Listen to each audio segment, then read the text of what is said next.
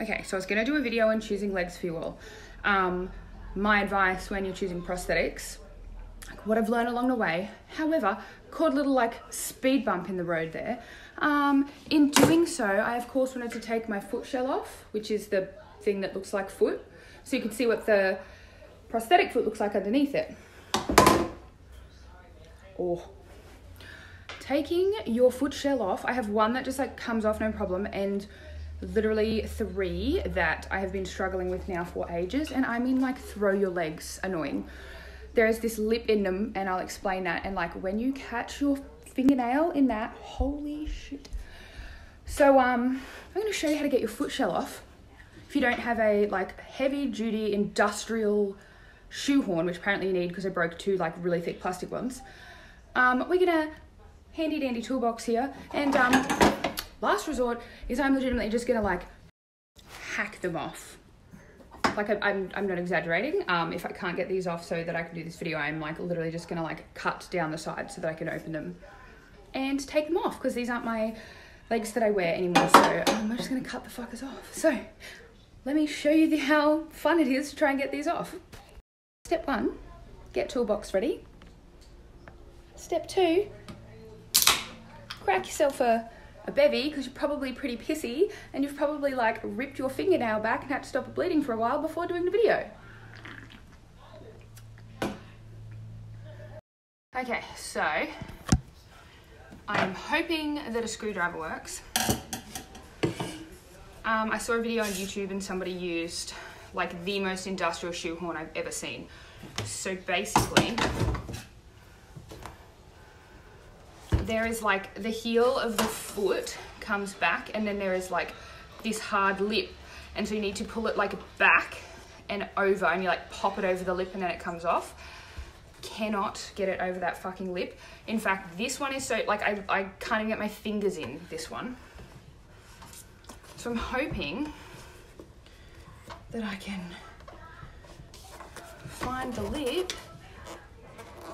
and pop the fucker over it. Yes, there will be swearing, because you think kicking your toe hurts? Fucking ripping your fingernail on these bastards sucks.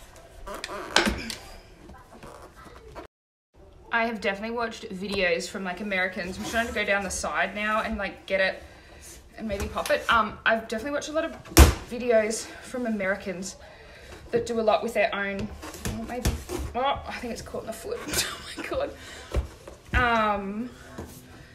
They do a lot, like I said, maybe they've only got one leg, or they've only got one socket, this part, and they have to swap feet and stuff, so they do their own alignments and stuff. Like literally, I don't touch my fucking legs.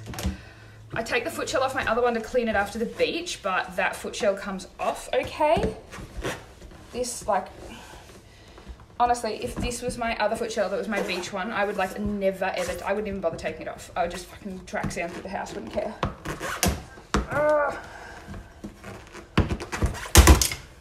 So we're going to plan B.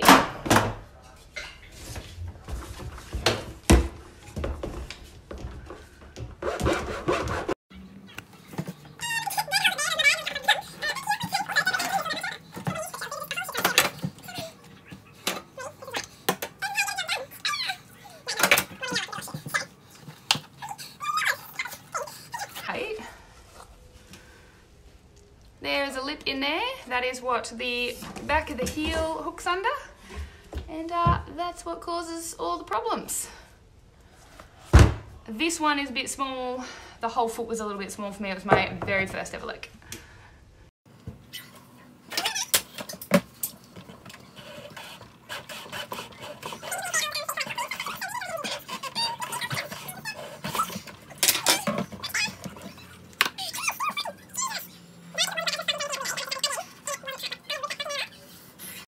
Oh, I said some naughty words. If you've ever worked on like a bike before and you've like slipped and cracked your knuckles on a part of the bike, then that's what this feels like, only it rips your nail twice. Same nail. I just like ripped it back off the skin. I'm mad. Don't come at me about cutting these. Like, oh, don't cut a perfectly good foot shell, they cost so much. First of all, in Australia. Second, As I said, I don't use this one. This is from my first leg that I got at the hospital, which like the foot is actually too small for me.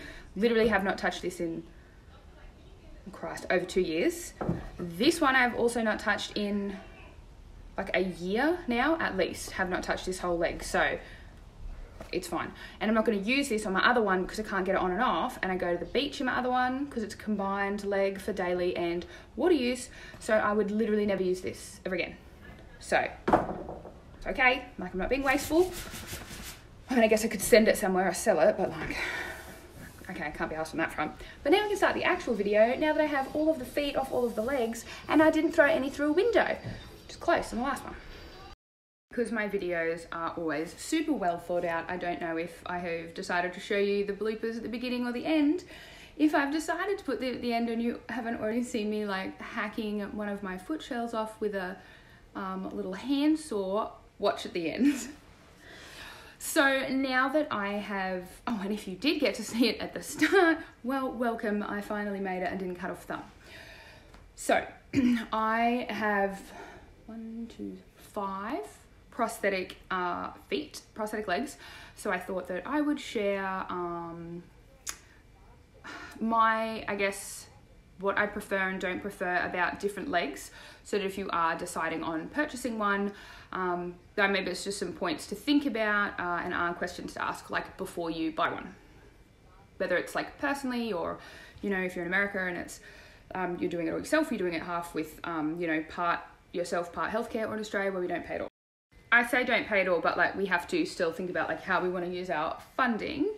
Okay, so I will start with my, let's just start at the beginning, because that makes sense, right?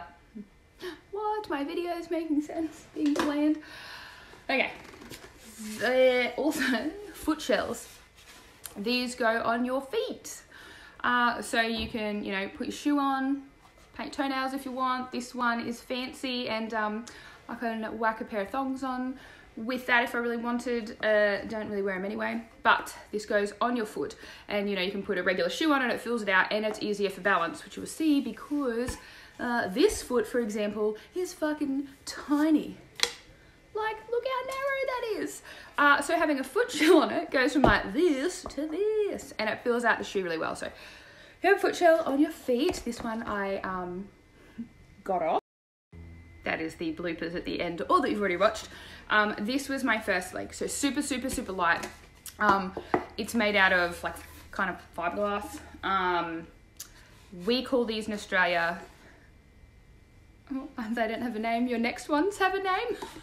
These are your first legs that you get when you go to the hospital. So in Australia, even if you go privately for your surgery, you then go to the public hospital for your legs. And this is one of my first legs, so they're really, really light. It's still like a good foot for your first foot, but compared to the other ones that you get when you get your definitive legs, which is when our funding kicks in and the NDIS pays for them and we get better legs, they are much better. So I didn't believe people though, because this one was so amazing. I couldn't imagine it getting any better, but it does, which is crazy. So this is my first one. Don't really get any choice, just get what you're given, and that's that. So I've never actually had this done again, but if you do, like if you're a big barefooter, or you like to wear, you know, thongs or pluggers, flip-flops on your other foot, they can sort of bulk up the bottom so that the height's even if you want to go barefoot a lot, and it's just nice and tough, so you're not going to slip, and you'll get a long life out of your foot shell. I always have shoes on mine, so I've literally, like, they're in perfect condition except for this. So then, whole reason I thought about this is because I am about to get new feet in the next, well, I'm coming up on every 3 years we get brand new feet. So all of my prosthetics that I have, the feet will be replaced on them because they're out of the warranty with the supplier. So exciting, but I thought, oh, what am I gonna do? Like, which feet do I like? What do I not like? And that is sort of the annoying thing when you first get legs, is if you don't have a lot of that funding, it's hard to sort of like try lots of different things. I've been really lucky. I got a whole bunch of like really different feet to see what I liked. And because I was lucky enough to do that, I thought, let's share. So A lot of people, like if funding's tight, a lot of people will get a combined water and daily leg. So your just your prosthetic leg that you wear is also waterproof. I'm currently now doing that because the foot that I love is my waterproof foot, which is really handy. So we just made that my everyday leg. I wear it all the time. It is handy to have a water leg separate, but I like this foot so much that I genuinely now hate the other feet and won't wear them. So I combined, but moving forward, I would go back to having one for water, one for daily, because it is much easier. Like if you want to go to the beach a lot in summer, it's much easier. You're not dragging sand home and everything. Like you can just put on a dry leg. So I would have two if the money was there. If not, it's fine. It's not like it's a huge deal. So these are the options we ran with. There's a few of them, which is really cool. So that is from my foot shell experience. Take that off. So lots of things happening here. I didn't start with all this componentry, I added more. This is why it's important that your stump's not cut too long, because if your stump's to here, it wouldn't have fit any of this componentry. So this torsion ball helps you add movement, ankle movement.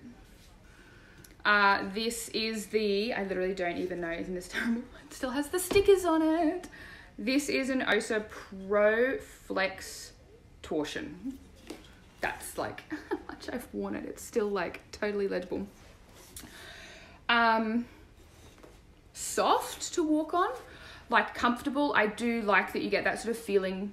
I do, it's soft, you get that feeling of an ankle. At first I liked it until I started wearing one of the other ones more. So yeah, this is really good if you want a soft ankle, if you want to have that feeling of your ankle moving, it hits the ground and it's really soft, it kind of shock absorby. This one with this torsion ball. This is another little doodad that I will show you in a second once I show you the other foot.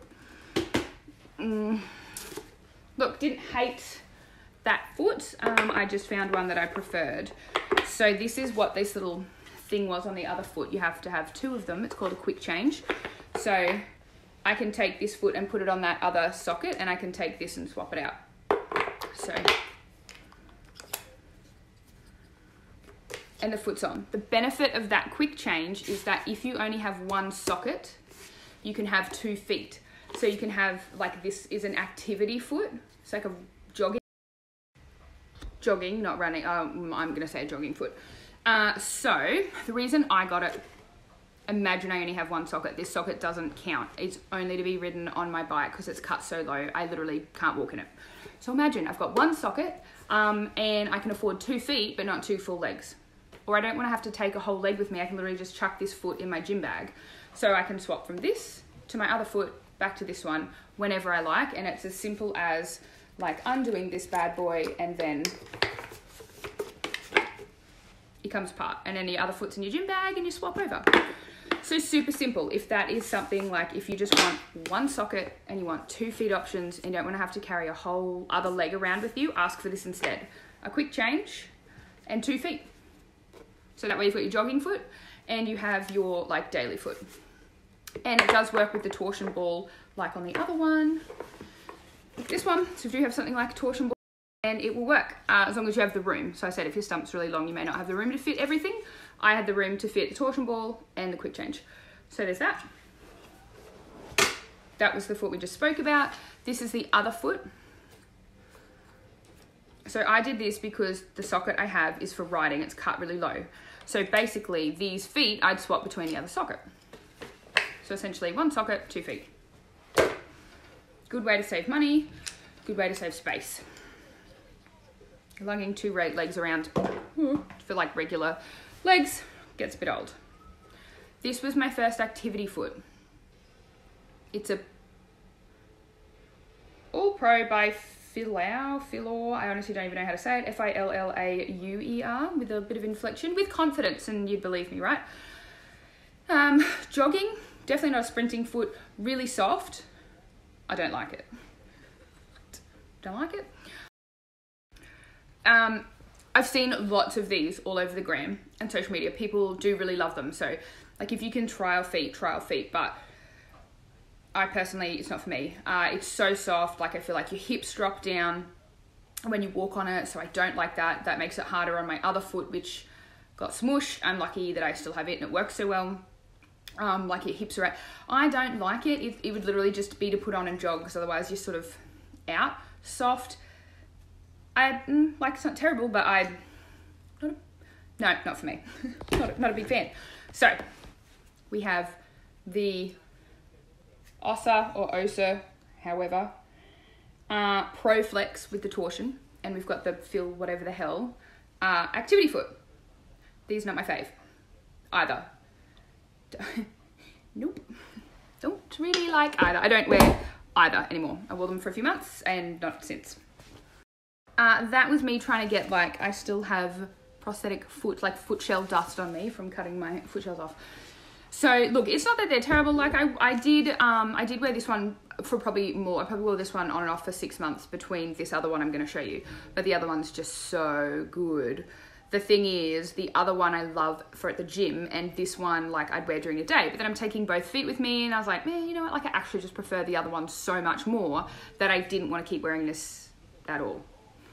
So I wore them for a couple of months, and then both of those and the sockets just got, like, put in a cupboard, and that was a no for me.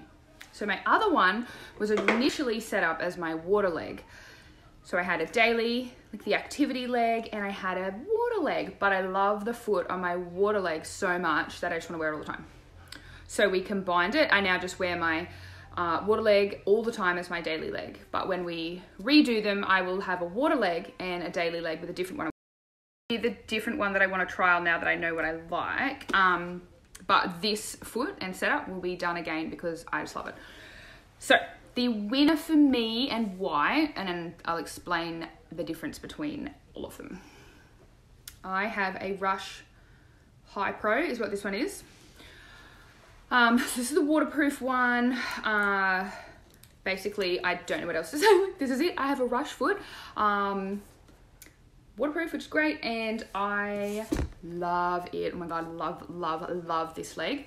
If you want to, like, lift at the gym, so if you want to squat, lunge, deadlift, anything like that, this foot for hikes, so some people, this is the thing, everyone's different. Some people love these for hiking because they're soft and they sort of move a bit. I hate the other one for hiking. The Rush foot for everything is what I like. And so the difference, the best way to explain it, especially if you're a brand new amputee, it's difficult. If you're not, then you get it, and you probably already know what you like. But if you're a brand new amputee, I'm trying to, like, best way to describe it. So when you walk naturally, you, like, push off from your toes, so plantar flexion, which is foot into the ground, and you push off. And usually if you're taking, like, a full stride, especially if you're going up even a slight incline, like tiny gradient, you push off, and you push off all the way through your big toe. That's why we have, like, they're there for balance. We use them, right? So you push off onto the ball of your foot, and then you push off, like, through your toes, and you walk. And obviously as the gradient gets higher, like steeper, you definitely push off, right? Which is why I like this foot. It's rigid, which I thought would be bad and I thought I would hate. So it is a very rigid foot. All of this is very, even with my weight on it, very rigid. And so when I first tried it on, it felt rock solid, especially compared to this softer one. It was like, oh, tough, hard, doesn't really shock absorb. Didn't know if I was gonna like it. Once you're used to it, you learn to trust going all the way onto the toe, and then you get like a little bit of bounce with all your weight on it. It does give in a little. Thing is, people like these for, people like these for hiking because of the torsion ball and because they're soft. So as you're on slightly uneven surfaces, they kind of like move a little bit.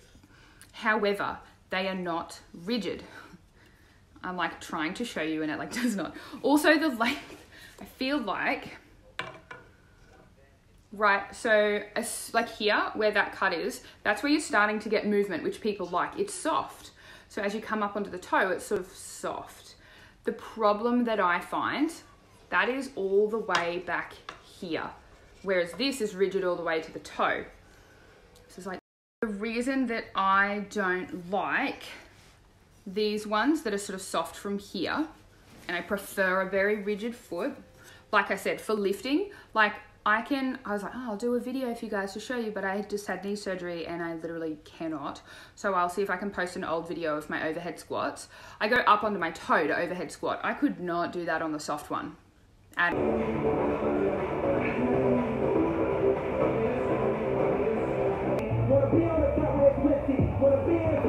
You walk, and like I said, with your flesh foot, you push through the ball of your foot and then you push through your toe. The other foot, this one, this is my toe, right? This is the ball of my foot. This is where it's starting to get soft. What this feels like is even on a slight gradient, you don't get to take a full stride. Your steps cut short because you can't push off from your ball of your foot or your toe, because here starts to flex and move. So it literally feels like I have had my foot cut off like there. The only way to combat that, so yeah, that's where it feels like my foot's been cut off. It feels like as soon as I hit the ball of my foot ends, because you can't push all the way off onto your toe. The only way to combat that is that means you have to shorten your strides when you walk. That kills me. Fine, like that doesn't seem like a big deal to a heap of people that like this foot for the other trade-offs. But for me, not being able to walk at a nice pace and take a full stride and push off properly, hate it. And when you walk up a hill, you really push off, you really plantar flex and calf raise. And with that other foot, no, it feels like when I'm going up a hill like that, it feels like my foot's being cut in half. So you just don't get that pushback. You've got to shorten your strides. I don't like it. It literally just feels like half my foot's missing, is what it feels like to me, or a quarter of my foot is missing. This feels like my whole foot is there. Now that I'm used to it and I'm used to sort of trusting putting weight on the toe, you do get a bit of feedback and it doesn't feel as rigid as it did to start with. But I will be having that foot made. It's almost time for a new foot. It's the manufacturer's warranty is almost up. I'll be doing the exact same leg setup, exactly the same. However, I have more funding. I don't just have one leg, I've got 3. So I will be using the funding to set up a leg that I haven't tried before, but now I know I like more rigid legs. I'm going to try a different one, but it's very different. So my running blade, which is the final beautiful running blade, these are back mounted. And now you'll notice, Jesus, hope you're doing a shot every time I nearly smack myself in the face with a leg, because if I was, I would be drunk by now. This one, all of my other ones have a hole cut in the front like this, and my running blade, it does not. And this is a very high impact leg, so you would think I would need it. Better explain why I actually have those cutouts first. My tibia is really sensitive, my tibia bone, because it's literally covered by this tiny piece of skin on your shin and then it hits the front of the socket. Mine has been very sensitive, poor little thing. So we cut this out. I have this lining, which adds a little bit of weight. Ideally, the goal would be to move away from this lining so my legs are lighter and I just use this. Instead, the liner allows me to have this cut out and it flexes. So when my leg is in there, you can actually see it push. So when I do squats, it actually pushes quite a lot. I have had no problems, so I just don't want to change the setup because I love it currently. It adds a little bit of weight, but I don't care because it's really comfortable and my tibia doesn't hurt and I don't get nerve pain. So I would assume, because the running blade is for sprinting, I'll tell you the difference between the blades, that I would need it, but I don't. So I think we think because it's, so I have a liner in this one because we prepared it to be cut out, but started just to test if I'd like it first. Because it's back mounted, it sort of shifts you forward a bit. So instead of the tibia hitting here, it kind of shifts backwards. So the next leg that I'm going to trial is another one by Osa, whatever.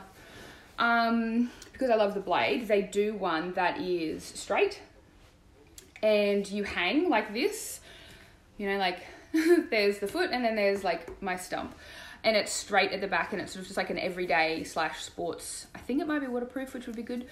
I'm going to trial that one next, because if the back mount is that comfortable and I can be that comfortable daily without the cutout, we can ditch these liners and my leg gets lighter, which is great. So I'm going to trial that next. Also, this is just so comfortable. I wish I could wear it all day, every day. So if we can mimic that in a daily leg, that would be. So types of blades, there's a lot of different ones. Mine is a sprinting one. A lot of people get one that is just for jogging. You can get like little ones and big ones and all in between. So I wanted one that was for sprinting. I was going to play gridiron, and that sucks. That's not happening.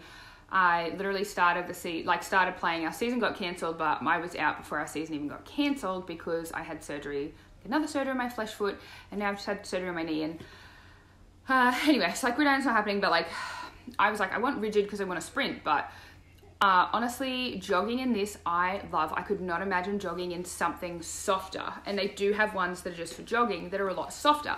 This, because it's for sprinting, you have to put a lot of drive into the blade. Like you have to push and like you really have to work at it. Like as if you're sprinting, for it to compress, for then you to get like energy back out of it. So like it has to be compressed to get the energy. So because it's a sprinting one and it's very rigid, you've got to like put the effort in. So if you want to jog with it, you do have to have like, you got to work on your glute strength, your hammies, your quads. If you just want to jog, get the jogging ones. I like to sprint as well, but I couldn't imagine jogging on a softer leg. Again, I really like rigid legs. Yeah, I don't know why I love them so much, but I would not be able to run in a softer leg. That's why that other activity foot that I have, a lot of people use them to jog. I hate it. I hate it. You just don't get a full stride and your hips drop and I don't like it.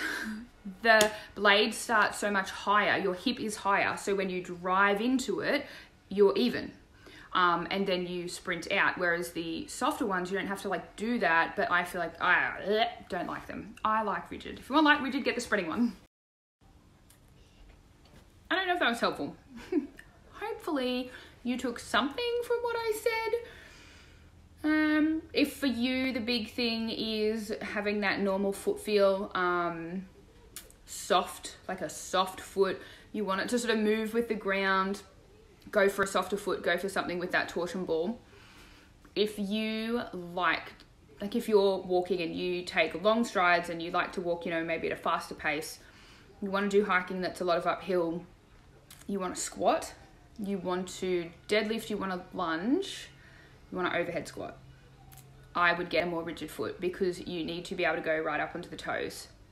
Again, we all adapt. You'll learn to do it in a soft foot as well. But for me, like that's my experience. That's what I found. So I feel like if gym's a big thing for you, yeah, full like long, nice strides and you don't want to change your gait, rigid. And the softer feet, you can tell because of, where did I put it? I have so many legs out right now. Oh, it's right next to me. I think just the biggest thing to take from it is, do you want to be able to push off right from here? Like from your big toes, as if you normally would, like up the hill, big stride, big toes are pushing off, full plantar flexion, full calf raise, feeling. If you are happy to change your gait up shorter steps, remember that these ones, this is when your weight's on it, very soft, and that this, like where this split comes down to, particularly here, this is where it will sort of like feel like your foot ends, that is the end of your full stride. So the end of your full stride will be much shorter. I think is probably the biggest takeaway. Also, if you just want one socket, these little quick changes, like shit hot little devices. I ended up just liking the one foot, so yeah, I hope that helped.